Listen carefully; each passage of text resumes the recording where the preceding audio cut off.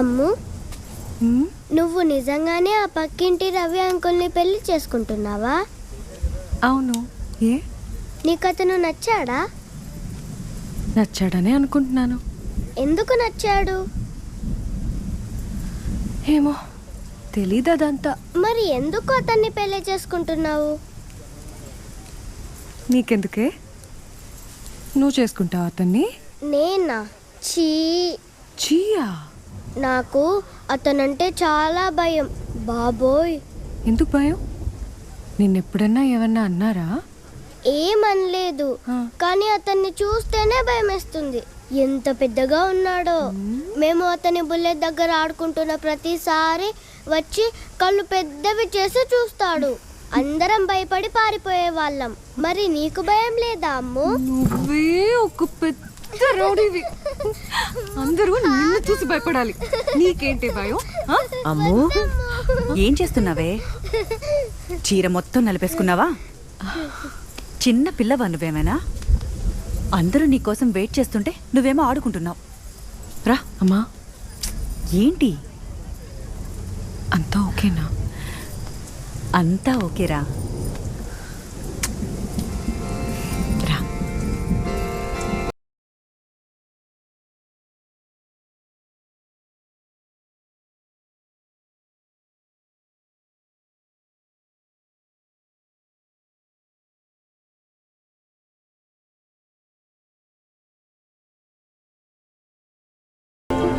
ఇలా వచ్చి కూర్చోనన్న, ఫ్రీగా ఉండు. ఇదేం ఫార్మాలిటీలా ఫీల్ అవ్వకు. ఏంటమ్మో, నిన్నేమన్నా మేము ఇప్పుడు చూస్తున్నావా ఏంటి? నువ్వు మామూలుగా ఎలా ఉంటావో అలా ఉండు. మొన్న ఆ వాటర్ ట్యాంకర్ వాడితో గొడవ పడుతుంటే చూశాను. భలే గడిచిపోయాలి అనుకున్నాను. ఇప్పుడు చూడు ఎంత వినయంగా కూర్చుందో. అసలు ఆ అమ్మాయి ఈ అమ్మాయి అని డౌట్ వచ్చేలా ఉంది. డౌటే వద్దు సుబ్రహ్మణ్యం గారు, అదే గడిచిపిల్ల. ఇంక దాని గడుసు రోజులు అయిపోయాయి అన్నయ్య గారు. ఇప్పుడు మీ కోడలు కాబోతోంది. వినయంగా ఉంటే దానికే మంచిది. ఇన్నాళ్ళు పక్క పక్క ఇళ్లలోనే ఉన్నాం. ఇదేదో వీళ్ళే సెటిల్ చేసుకుని ఉంటే మనకి ఈ పని తప్పేది కదా. అవును కదా, అదే మా పెంపకం సార్. అంతేలేండి, మన పిల్లలు మన పనులు పెట్టి.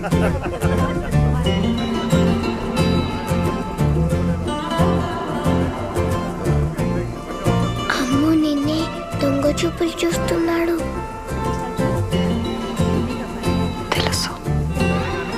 అమ్మో, ఒకసారి వచ్చి రవి పక్క నించుంటే ఈడు జోడు బాగుందో లేదో చూద్దాం. రవి వెళ్ళరా, వెళ్ళు.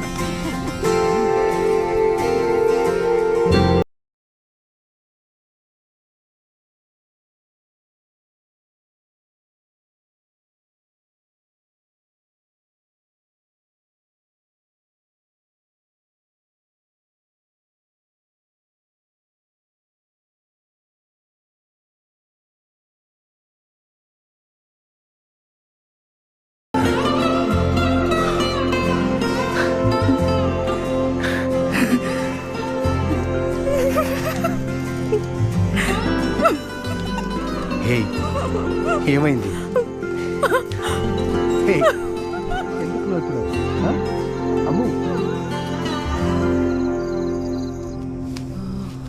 మీరు రేపు పొద్దున స్టేషన్కి ఎప్పుడు వెళ్ళాలి? 7:00 అక్కడ ఉండాలి. ఫస్ట్ డే కదా, టైంకి వెళ్ళకపోతే బాగోదు. టిఫిన్ తిని వెళ్ళండి అయితే. సరే. మరి లంచ్ సంగతి ఏంటి? ఇంటికి వస్తారా? కుదరదు. జాయిన్ అయిన కొత్తలో అయితే అసలు కుదరదు. నేను చూసుకుంటాలే, పక్కన ఏదైనా హోటల్ ఉంటుంది కదా. అవును, నువ్వు ఇంట్లో ఒకదానివే ఉంటావా? అయ్యో, ఇప్పుడు అదెందుకు గుర్తు చేశారు? ఆల్రెడీ భయపడి చేస్తున్నాను. నా జన్మలో నేను ఎప్పుడు ఒక్కదానే లేను. ఎందుకు భయం? ఇన్స్పెక్టర్ పెళ్ళాం జోలికి వచ్చే ధైర్యం ఎవరికి ఉంటుంది? ఇన్స్పెక్టర్ ఏం చేస్తాడేంటి పెళ్ళాం జోలికి వస్తే? అమ్మ తోడు అడ్డంగా నరికేస్తా.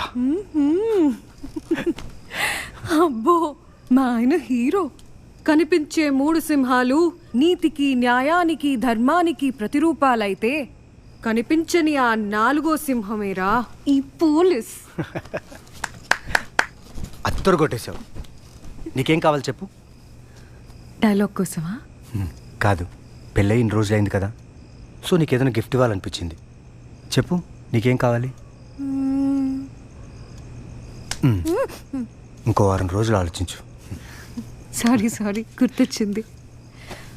వచ్చేటప్పుడు నా కుట్టు మిషన్ మా అమ్మకి ఇచ్చొచ్చాను. నాకు కొత్త కుట్టు మిషన్ కావాలి.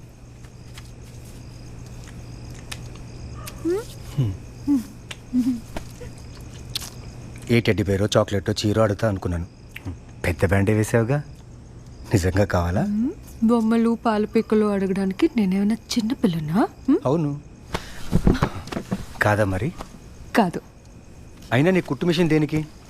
సంపాదించడానికి. చిచి, పెళ్ళాం సంపాదన మీద బతికేవాడు అస్సలు మగాడే కాదు. ఏ? నేను సంపాదిస్తే మీరు తగ్గిపోతారా? నాకు ఇంట్లో కూర్చొని తినడానికి ఏం ప్రాబ్లం లేదు, కానీ మీ అమ్మ నాన్నకు మాట ఇచ్చాను, నేను బాగా చూసుకుంటానని. ఒక మంచి భర్తగా నా భార్య అవసరాలన్నీ తీర్చడం నా బాధ్యత. అయితే అన్నీ తీరుస్తారా?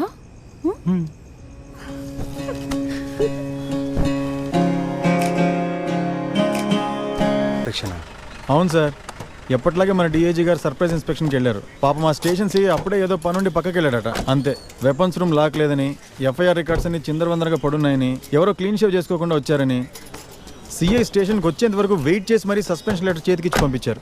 అంతా కలిపి ఒక సిఐని, 2 ఎస్ఐల్ని, 2 కానిస్టేబుల్ని ఆలోచించకుండా ముడ్డు మీద ఇంటికి పంపించేశారు సార్. ఏ స్టేషనో సార్? నీకెందుకురా? నా బిడ్డని ఏం చేశారు? సార్ సార్ సార్ అక్కడ కూర్చో. ఏంటి case? Police station case sir, note చేసుకుంటున్నాం. కూర్చోండి, చూసుకోండి. Okay sir. Iqbal sir. Sir నా బిడ్డని ఏం చేశారో చూడండి సార్. కుక్కలు.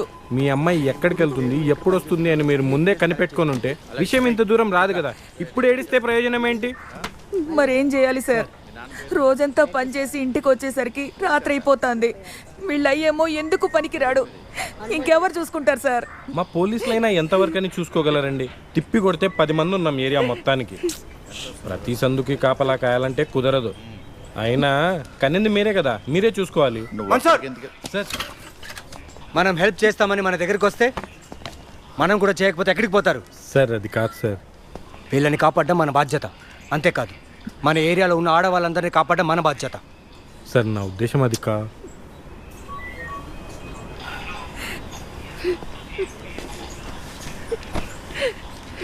ఏడవకండమ్మా, నేను తప్పకుండా వాళ్ళని పట్టుకుంటాను.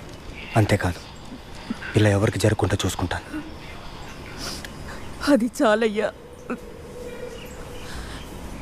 చూడమ్మా, నువ్వు సిగ్గుపడి మొహం దాచుకోవాల్సిన అవసరం లేదు. వాళ్ళు చేసిన పనికి వాళ్ళు మొహం దాచుకోవాలి, నువ్వు కాదు.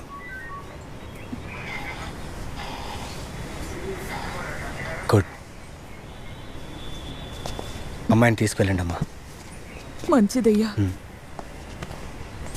Sorry sir. పర్లేదు. ఇక్బాల్ సార్. సార్. మన ఏరియాలో జనాలు మనకి హెల్ప్ చేయడానికి ఒక వాలంటీర్ ప్రోగ్రామ్ని అనౌన్స్ చేయమని చెప్పండి. సార్. వాలంటీర్స్ని వెతకండి సార్. పెట్రోలింగ్ చేసి వాళ్ళకి ఏదైనా అనుమానాస్పదంగా అనిపిస్తే వెంటనే మనకి ఇన్ఫార్మ్ చేయమని చెప్పండి. అలాగే సార్. మన కళ్ళు చెవులు మాత్రమే సరిపోవు సార్. మన కర్ణాటక పోలీస్ చేసినట్టు సురక్షా మిత్రనా సార్? అవును. కమ్యూనిటీ పోలీసింగ్ అమలు చేస్తే మనకు సేఫ్టీ పెరుగుతుంది. ఏం జరిగినా మనకు వెంటనే తెలుస్తుంది. ఇది అందరికీ తెలిసేలా చేయండి.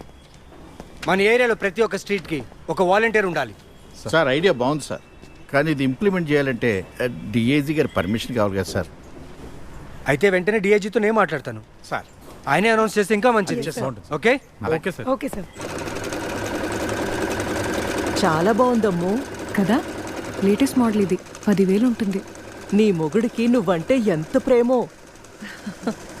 అవును, అందుకే ఇన్ని రోజుల తర్వాత లాస్ట్ నైట్ ఆయనకి ఐ లవ్ యూ చెప్పాను. నా బంగారమే.